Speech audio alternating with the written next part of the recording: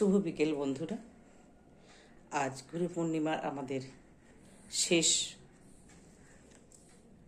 অনুষ্ঠান যে চলছিল, আজকের সেটা শেষ হয়ে যাচ্ছে কীর্তন দিয়ে।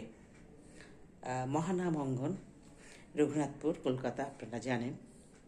আজকে হবে কীর্তন, শুরু হয়ে গেছে। তো আপনাদের দেখাবো সবটাই।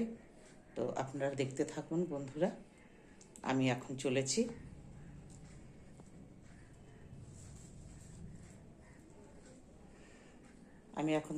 কীর্তনে। আপনারা সঙ্গে চলুন বন্ধুরা, আপনারাও দর্শন করবেন। আজকে গুরু পূর্ণিমার লাস্ট দিন আমরা কীর্তন শুনবো এবং সবটাই আপনাদের দেখাবো বন্ধুরা।